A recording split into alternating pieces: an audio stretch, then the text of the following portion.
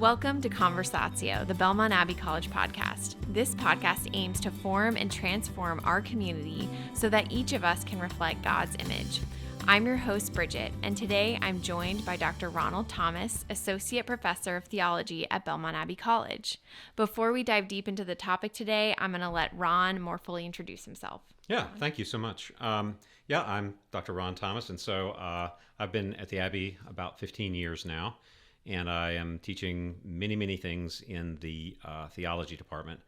One of the things I guess I should say that I really enjoy teaching the most is Introduction to Theology, because it's there that I turn on some students, at least, to the subject matter of academic theology. And I do teach many upper-level courses, ranging from liturgy and sacraments to Christian spirituality to theology of culture and several others. In a small department like this one, it's all hands on deck, right? We all teach a lot, and we teach a lot of things. And so, in any case, so I've enjoyed it very much being here. And, I think that it's surprising that when beginning students come and they learn something about theology, in excess of what they learned from CCD or something like that, that they really become intrigued. And of course, the other thing that goes on here is a kind of pollination between different elements in the core curriculum. So my Introduction to Theology course and the Introduction to Western Civ, or literature and things like that, they do play into one another to give something of a rounded understanding of the Western tradition, which, faithfully in the spirit of the guy we're going to be talking about today, is a valuable thing. Absolutely. And you're also a recent, semi-recent convert, which I just learned, which is also a very cool perspective. I feel like converts always dive deeper sometimes into church and theology and all of that more than a cradle Catholic like myself. So I'm really excited to hear kind of like what you're going to share today with Pope Benedict and everything that surrounded the legacy of him. So why don't we go right into it? Can you give us a quick introduction of Pope Benedict, who he was and kind of what he was about? Sure. As everyone perhaps knows, Pope Benedict, Joseph Ratzinger, was a young Bavarian man who, through various twists and turns, enters the priesthood in Bavaria, and quickly distinguishes himself as a brilliant student. His brother, Georg, was distinguished himself as a brilliant musician. So these two men were really top-notch from the get-go, perhaps due to the influence of their parents, but also due to the influence of Bavarian Catholicism, which of course is very strong, very erudite, very sober and serious, and faithful. So, and of course he lived as a young man through a very difficult time. He was conscripted into the German army. Right there at the last, and it all fell apart, and he just walked home, and that was the end of the war for Joseph Ratzinger. And of course, then he entered the seminary and did more. What he was at his heart, I think, as everyone knows, was an academic and a theologian, a man of deep reflective capacities, contemplative capacities, and for him, this wasn't. Well, you would say it wasn't academism. It wasn't something that was just tacked onto his personality. It was who he was. Right. And he never failed to impress people with how clearly he saw both the issues of Christian theology and the situation of modernity. Right. And this gets us to a point, if I can go ahead and launch out into this. You and your audience need to know that Joseph Ratzinger was a modern theologian. That is to say, for many people today, the word modern has a sort of stigma as something bad and, sell out or something like that. But Ratzinger, and I'll refer to him as Benedict and Ratzinger interchangeably through this interview because it was his name, yes. Is someone who valued the modern tradition for the things that it brought. Wow. And he would have thought that it was a real derogation of our duty to pretend, say, for instance, that we were back in the Middle Ages or something like that. That was just not on offer.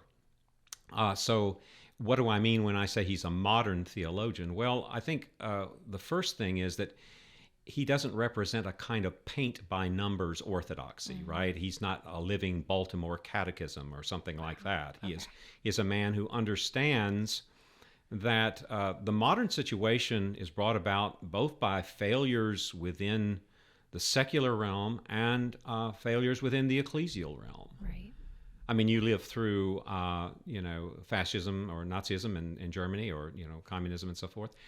How did those things get a purchase Come in the about. world? Right. How did they get their traction? Right. It probably wasn't through broad-scale faithfulness on the part of the faithful, right? Right. It was many small events where people declined to live out their discipleship. Slow culture change. Right, Yeah. right. Well, I mean, and just, indifference. Yeah. And also, in many ways, and he would have thought, lack of familiarity with the faith they said they hold, and lack of intellectual preparation. Right. Right.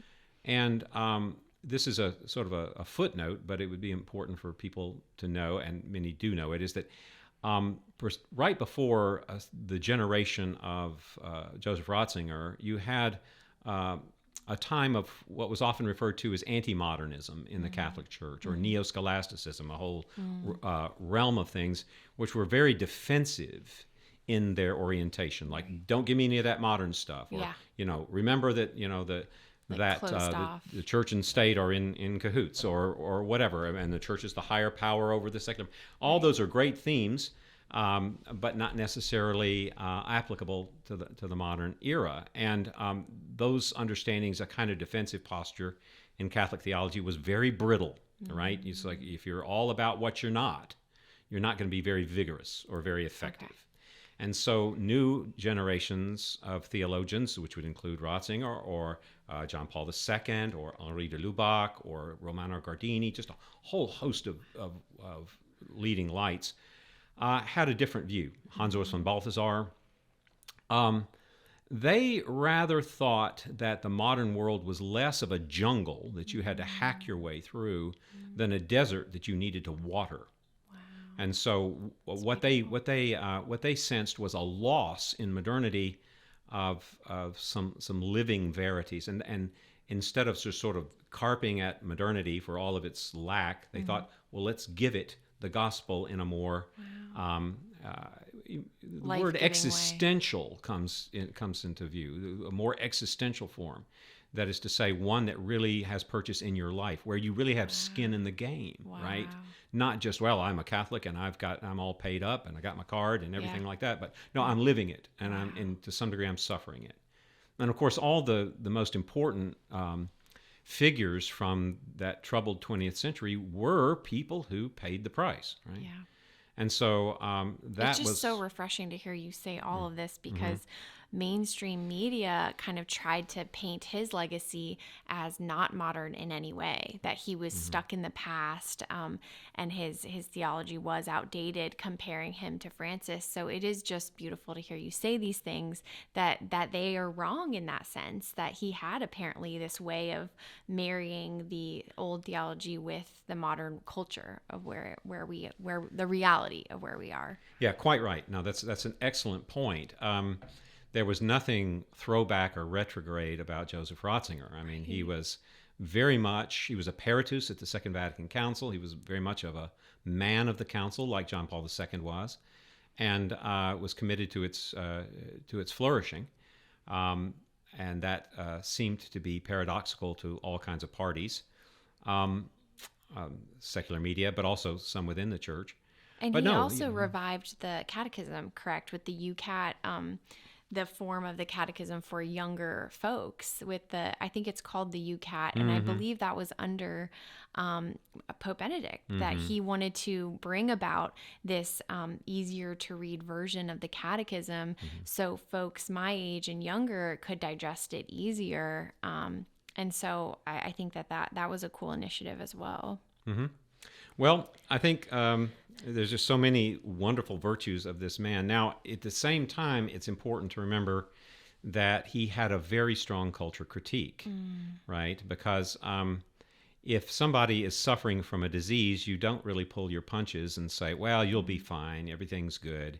Now, I mean, there was an occasion that where he decided to to let some of this culture critique, be heard. And this was at the opening of the conclave, where he was actually elected pope. And this little sermon, this homily he gave before the conclave, in the eyes of many in the media, just sealed his doom. Right? That this was the German menace will not be elected pope because he is just too conservative and that sort of thing. So I just want to read just something from that real quickly, because it really does make a good impression on us about who he was. It says, "How many winds of doctrine have we known in recent decades? How many ideological currents? How many ways of thinking? The small boat of the thought of many Christians has often been tossed about by these waves, flung from one extreme to another, from Marxism to liberalism, even to libertinism, from collectivism to radical individualism, from atheism to a vague religious mysticism, from agnosticism to syncretism, and so forth. Every day, new sects spring up, and what St. Paul says about human deception and the trickery that strives to entice people into error comes true. Today, having a clear faith based on the creed of the Church is often labeled as fundamentalism, whereas relativism, that is, letting oneself be tossed here and there, carried about by every wind of doctrine, seems the only attitude that can cope with modern times. Wow. We are building a dictatorship of relativism that does not recognize anything as definitive and whose ultimate goal consists solely of one's own ego and desires." Okay, so it was that little phrase, a dictatorship of relativism, which hardly anyone denies, but it seemed untoward to mention it in public, right? Not quite conciliatory enough, but he did. And lo and behold, he was elected pope. And I think that was a visionary statement, because I don't know how many years ago that was, but now we're like sinking in relativism to the point where it's like, wow, like, will we come out of it almost? So I think he saw this train coming and he said it right then and there. So is there anything else, Dr. Thomas, that kind of makes him stand out compared to other popes? Obviously, he had these strong beliefs about relativism and standing true in the true doctrine of the church, while also living in, not denying the modern culture that we're in. But was there anything else that kind of his papacy stood out compared to other popes? Well, just theological acumen and ability. He continues to publish while he's a pope, the Jesus of Nazareth books and many, many other books besides that oftentimes are collections of some of his essays. So that high theological ability is really very, very rare in the papacy, from the Pope himself, not necessarily from his advisors and those who help him write encyclicals and things, but from the man himself. That made him somewhat unique. On that score, one needs to, I think, mention how much Joseph Ratzinger understood modern biblical criticism. This is still a controversial area in the church's life, biblical criticism and stuff. But for the most part, he had read it all, and he knew what was valuable there, and utilized all the best fruits of historical critical method in anything and everything he wrote. Wow. So he was an enormously scriptural theologian, and true to form, he made it look easy sometimes. Like, here is a biblical issue or an interpretation issue, and here's a resolution. Makes it look very easy, though it was just sort of the tip of an iceberg of research and understanding and reflection. So I would say also, just as part of that theological acumen, he had brought in a great deal of scriptural or biblical theology. Beautiful. In a way that had not been done in a long, long time, because biblical theology, broadly viewed, is a more modern phenomenon in theology. Right. It wasn't that he was anti-scholastic, that is to say, he wasn't against Aquinas or anything like that. Right. But here's a way to understand the difference. We're all familiar with the idea of being, right, or esse, and that sort of thing. God is subsistent being and so on. And that's great. And we share by analogia entis, or an analogy of being with God. That's all true. But the other question comes, all right, we have being, but do we have a life? Right. And so I often refer to him as the theologian of the living, Love because that. he wants to know that we do have this life, this abundant life That's from beautiful. Christ, with the cross, Okay. and with always the specter of doubt Yeah. behind us, because you cannot be a modern person and not have the specter of doubt behind Absolutely. you. Yeah. And so he thought, in one sense, and I don't. This is maybe not getting to the heart of your question, but it's about the man. Yeah, Is absolutely. that he thought that the modern situation gave all of us a chance to cast our lot in with the invisible and the ineffable God in a risky way, unlike anybody in recent history. So we have Wow. a choice to believe or not. Are we going to believe in this immortal, invisible, God only wise, or will we just phone it in or abandon the faith? And so he actually Wow. liked our situation. It in many ways, it was a means by which we are purified. We can't just coast in Okay. Catholic religion anymore. We must be committed. We must, endure the risks. Now, here's something I would like your audience to know, Mm-hmm. and that is that for Joseph Ratzinger, modern Protestant theologians were more colleagues than adversaries. Now, Okay.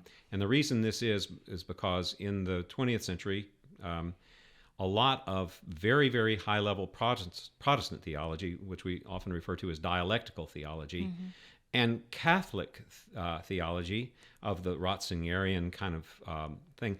These trends were very Interesting. close, because Wow. they had all experienced the same sort of European cataclysm, right? Right, right. And they were both parties were asking God, what does this mean, or what do you want, and who are you? Now, this is also true of Jewish theology, right? Yeah. One of another big influence on Joseph Ratzinger was the Jewish philosopher Martin Buber. Mm. And so all of them were asking God, where are you? God, who are you? How do we live with you? We have this faith. It's traditional. It's laudable and all that sort of stuff. But and we know that this world is not for sissies. This is a Right. world for for grown-up Christian men and women. And there was, of course, the memory of recent martyrs. On the Protestant side, you had a wonderful man like Dietrich Bonhoeffer. And Mm. then on the Catholic side, of course, you have the Maximilian Kolbes and Right, that right. sort. Nobody, it was you can run but you can't hide kind of situation for Christianity in Interesting. 20th century Europe. And so I think this is important. Because one of the things you see about Ratzinger is he will talk to anyone. That's beautiful. He will talk to a Protestant theologian. He'll talk to a Wow. Jewish theologian. He'll talk to a Marxist atheist. I think of Which his. is almost JP2-ish. And Mhm, as I'm learning a lot right now, just mhm, hearing you speak of his life, mhm. because I think that a lot of the messaging that we heard while he was alive was that he was this, like, not hard, but like so heady, that like it's hard for anyone who's like a average Joe to understand. But the way that you're describing him to me sounds very parallel to JP2. Is that correct Well, in yeah, some yeah, sure. They, ways? I mean, they were very good colleagues, right? I mean, Mm-hmm. John Paul seizes him, right, to Mm-hmm. become the head of his CDF, the Congregation for Mm-hmm. the Doctrine of the Faith, and vests almost unlimited trust in him, Wow. anything he wants to do. Wow. And in many ways, Ratzinger made that easy for John Paul II. And so, yeah, they're very close. I think that whereas Benedict Ratzinger was very heady, anyone who had any experience of him at all knew that he was also very gentle, Yeah. right? Okay. He was anything but God's Rottweiler. I mean, he Okay. was, a gentle man. He was a Oh, patient man. He would listen. okay. And I think, I mean, to denigrate him in the press was just a cheap kind of activity. But in his thoughtfulness, he was also very loving, very compassionate. And so That's awesome. I wanted to say something about he would carry on high level intellectual discussions with non believers I in love Europe. that. and agreeing that something about the oftentimes I think of his conversations with Jürgen Habermas, a very important European intellectual, agreeing that there needed to be some foundation to Europe other than, say, scientific progress or individual whim and that sort of thing. Right. So he was not alone in his fear of relativism. There were some others who were not believers who were also fearing the same thing. And so yeah, these are indications of who he was. He was also very instrumental in healing divisions between Eastern Orthodox and Roman Catholic theology and Christians. The end of John Paul's papacy was kind of rough on that score. He had a very terrible treatment in Greece toward the end there. But for some reason, because of his scholarly orientation, his personal gentleness, I think a lot of, especially the good theologians of the Christian East, trusted him, wanted to discuss, knew that there wasn't anything polemical on the table, that they could get he was past approachable. that. Well, absolutely, yeah. That's beautiful. So this man who, you mentioned John Paul II, whose forceful, ebullient, extroverted personality, Right. captured me. All the things he did. It was just beautiful. Whereas Ratzinger was a very different person. He was still that powerful papal presence. In his own way. Yeah, in his own way. In a very powerful way, too, Yeah, it absolutely. sounds like, because he yeah, built with bridges. a lot of attraction for the future. Yeah. Because many of the things that he's written officially, whether encyclicals or Right. Documents from the CDF, will endure. Right. And for students listening to this, Dr. Thomas, who maybe are inspired by his passing away, that they want to dig deeper into his readings and into his life, are there any materials to point those students to? Anything that stands out to you as striking in terms of his writings? Well, I would say to the students, imbibe the spirit of the man himself, and just be aware that you're going to have to put on your thinking cap if you want to wade into what he has written. Now, I think that his introduction to Christianity, which he wrote very early in his career, Okay. has stood the test of time as a fantastic introduction to the creed, into theological method, and even biblical theology. It's not easy, but read slowly and carefully and several times, Right. it would leave you changed. Wow.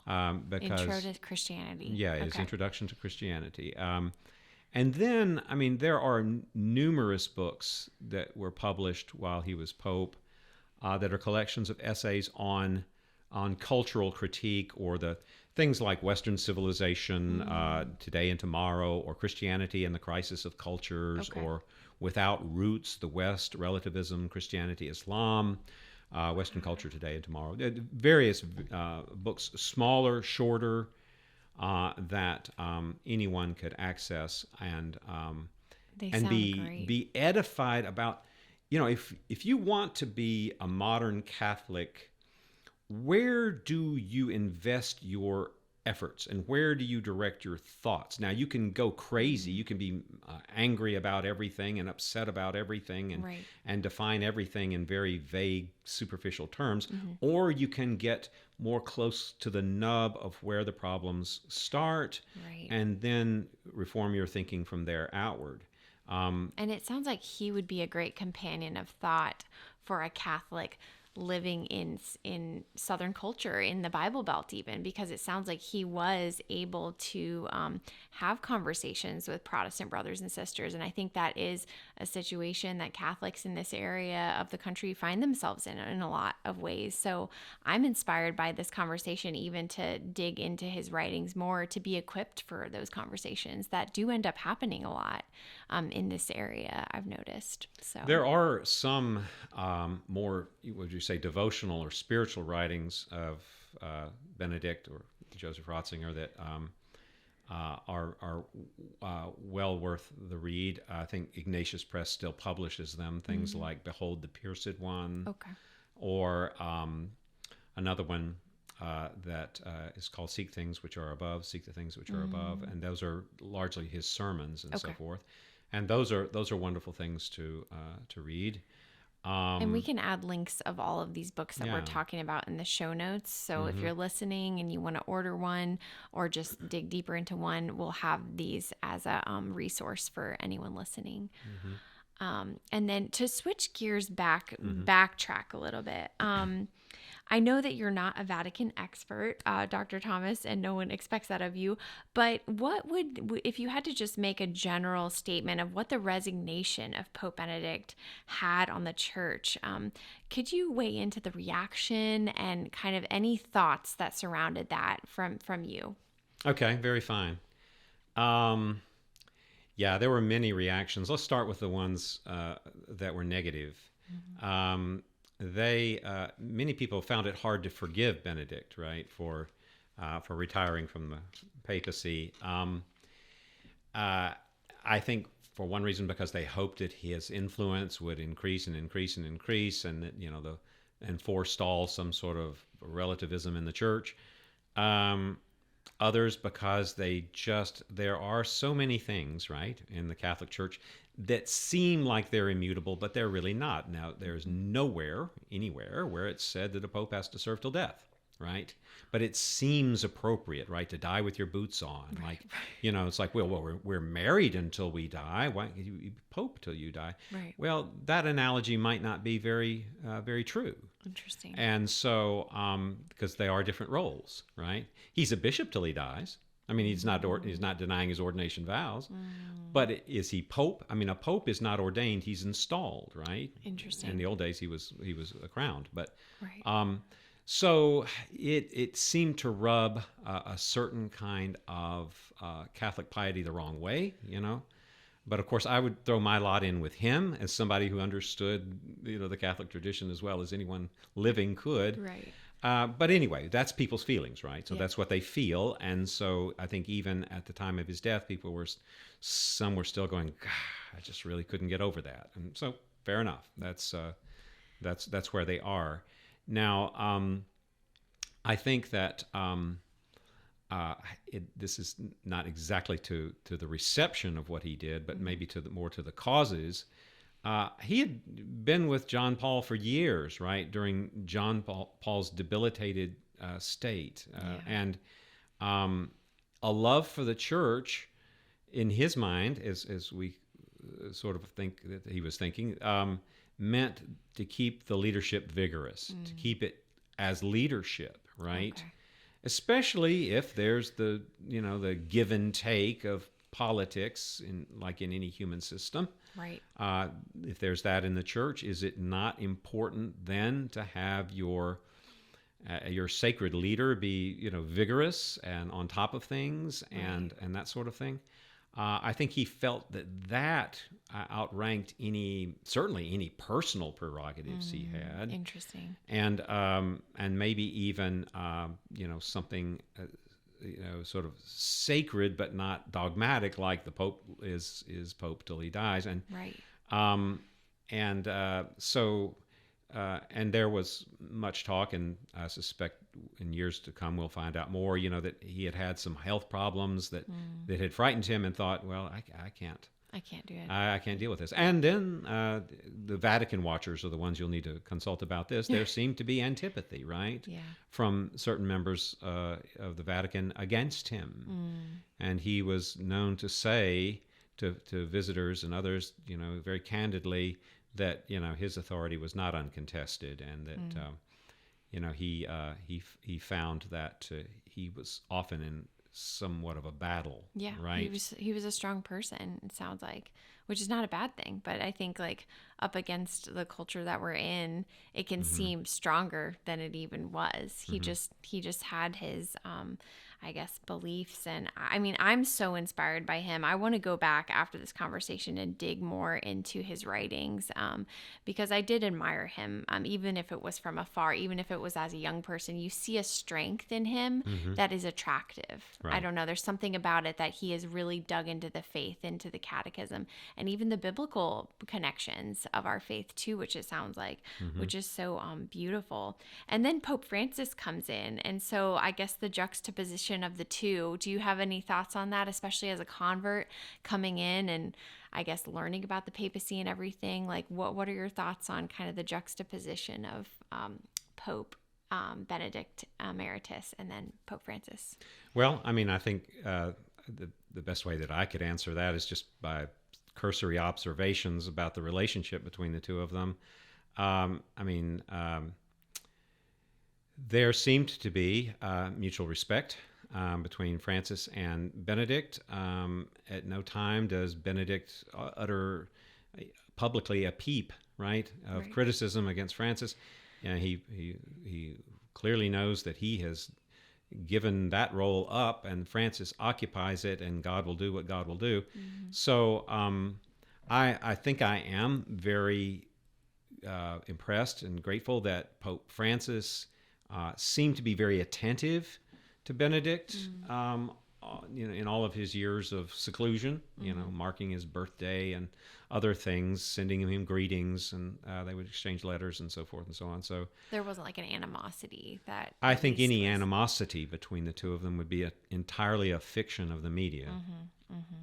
So anyway, I mean, here are two men that know that they're not their own bosses, right, and are pretty clear on whom they serve, and whatever differences. I mean, I'm sure that they had known each other for a long, long time, and I mean, the differences are well known. We all have friends whose differences are sometimes very profound, Right. and but we love them anyway, and so here again. Christian charity basically requires that we think of the relationship before anything else as amicable and Right. fraternal. Exactly. So in any case, I do think that Benedict's decision to be in sort of seclusion and as an intercessor for the church, it really says it all in many ways. Here's a man who did what he could as long as he could, and will do what he can as long as he can for the good of the bride of Christ. And so, and in that pattern, no animosity or polemic or carping from the side or anything like that belongs at all. And that I teaches know. us so much too. Yeah. Like the way you just said that. He did what he could for as long as he could, and then he continued as an intercessor, which is so needed in the church. Absolutely. If you believe in prayer, Yeah. and you believe is more powerful than Powerful. some even times public service. Yeah, Yeah. absolutely. The hidden life. To end the podcast, is there any last words about Benedict's life, especially since we are a college atmosphere, that his legacy can just leave us inspired? You mentioned the books, but is there one like kind of last thought about his legacy that you could leave our listeners with? Sure, and it does tie together with what we do here as a college. For Pope Benedict, Western civilization or Western culture was a deposit of the Christian church. It's what the Christian church built, what it leaves behind, what it has formed. It is itself not the church. However, all of its works in many ways represent that incarnate faith. Western civilization is unique, and it folds out of the incarnation of God in Christ. And our viewpoints on more things than we know are formed by Christian precedents. And you only find this out when you start actually doing comparisons with other cultures, like something traditionally Chinese or Islam or something like that. But anyway, so I think that Ratzinger, Benedict, thought of Western civilization as a sacred trust that was capacious, that could be multi-ethnic, even multi-religious, but still be itself. And so I think one of the things that we would do as a good memorial or honorific of him would be to pay more attention to the Western tradition, what belongs to it, what it has done, what its texts are, what its ideas are. We do that in here at Belmont Abbey College, of course, in the core curriculum and things like that. But we can't just stop there, right? We have to amplify it. Plus, since we live in a very unusual time where cultural destruction seems to be the religion of many, many people, Amen. it will come out down to the shoulders of those of us who are like here to say no, Absolutely. you don't know what you're criticizing. You haven't even begun to understand it. Right. And when you understand it, you can criticize it, but just be aware when then you criticize it, you're doing it with Western tools, right? It's what you live in. And so the destructive temper tantrum kind of grievance culture that we live in is so immature that we owe it to someone like Pope Benedict to be mature, strong, compassionate, but forthright. Right. And I think you begin to do that when you have an excellent education. Right. Right. And it sounds like he lived a legacy of truth in love. Oh, he absolutely. was a loving man. That's a good way to put it. Yeah. And so just to round out and end this beautiful conversation about an amazing, incredible Pope, I'll just leave our listeners with this quote from him. If you follow the will of God, you know that in spite of all the terrible things that happen to you, you will never lose a final refuge. You know that the foundation of the world is love, so that even when no human being can or will help you, you may go on trusting in the one that loves you. Pope Benedict. Thank you so much, Dr. Thomas. My pleasure. Thank you. We'll see you next time on the next episode of Conversatio.